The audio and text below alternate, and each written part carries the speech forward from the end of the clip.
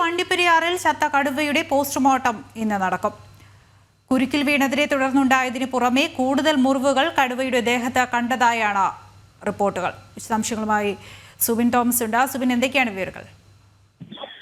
ഇടുക്കി വണ്ടിപ്പെരിയാറിനടുത്ത് അരണക്കല്ലിൽ വെച്ചാണ് ഇന്നലെ കടുവയെ വനം വകുപ്പ് ഉദ്യോഗസ്ഥർ വെടിവെച്ച് കൊല്ലുന്നത്. ഈ കടുവയുടെ പോസ്റ്റ്മോർട്ടമാണ് ഇന്ന് നടക്കുക. ഇന്ന് 11 മണിയോട് കൂടി തേക്കടിയിലാണ് പോസ്റ്റ്മോർട്ടം നടത്തുന്നത്. ഈ കടുവയെ മയക്കുവെടി വെക്കാനുള്ള ശ്രമത്തിനിടെ ഈ ഉദ്യോഗസ്ഥർക്ക് നേരെ ചാടിയപ്പോൾ ഉദ്യോഗസ്ഥർ പ്രാണരക്ഷാർത്ഥം വെടിവെക്കുകയായിരുന്നു. നിലവിൽ ഇപ്പോൾ ഈ കടുവയെ തേക്കടിയിൽ സൂക്ഷിച്ചിരിക്കുകയാണ്. ഈ കടുവയ്ക്ക് ഈ കൂടുതൽ പരിക്കുകൾ ദേഹത്തുണ്ട് എന്നുള്ളതാണ് ലഭിക്കുന്ന വിവരം. കുരുക്കിൽ വീണതിനെ തുടർന്നതിന് പുറമെ ഉള്ള കൂടുതൽ മുറിവുകളുണ്ട്. ഈ പിൻകാലിലാണ് ഈ ഒരു കുരുക്ക് വീണ് മുറിവുണ്ടായിട്ടുള്ളത്. ഈ മുറിവിൽ ഈ നൂൽക്കമ്പി ചുറ്റിയ നിലയിലായിരുന്നു. ഇതിൽ വ്രണവും ഉണ്ടായിട്ടുണ്ട്. കൂടാതെ കൂടുതൽ പരിക്കുകൾ ശരീരത്തിലുണ്ട്. ആ പരിക്കുകളിലും വ്രണമുണ്ട് എന്നുള്ളതാണ് വനംവകുപ്പ് ഉദ്യോഗസ്ഥർ നൽകുന്ന വിവരം. പഴക്കമുള്ള ഒത്തിരി മുറിവുകൾ ഈ കടുവയുടെ ശരീരത്തിലുണ്ട് എന്നുള്ളതാണ്.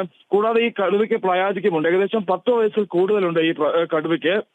അതുകൊണ്ട് തന്നെ ഈ പ്രായാധിക്യത്തെ തുടർന്ന് പല്ലുകളും തേഞ്ഞു തീരാറായിട്ടുണ്ട്. ഈ വിശദമായ ഒരു പോസ്റ്റ്മോർട്ടം കഴിഞ്ഞതിന് ശേഷം മാത്രമേ ഇതിൽ ഈ കൂടുതൽ പരിക്കുകൾ, അതായത് ഏതെങ്കിലും തരത്തിൽ ആളുകൾ ആക്രമിച്ച തരത്തിലുള്ള പരിക്കുകളുണ്ടോ, അല്ലെങ്കിൽ ഈ കുടുക്കൽ വീണത് മുഖാന്തരം കൂടുതൽ പരിക്കുകൾ ഉണ്ടായിട്ടുണ്ടോ എന്നടക്കം കാര്യങ്ങളിലെല്ലാം തന്നെ ഒരു വ്യക്തത ഉണ്ടാകും. എന്തായാലും ഇന്ന് 11 മണിയോടുകൂടി കടുവയുടെ പോസ്റ്റ്മോർട്ടം തേക്കടിയിൽ വെച്ച് നടക്കും. ശ്രീ സുബിൻ തോമസ് ആണ് വിവരങ്ങൾ നൽകിയത്.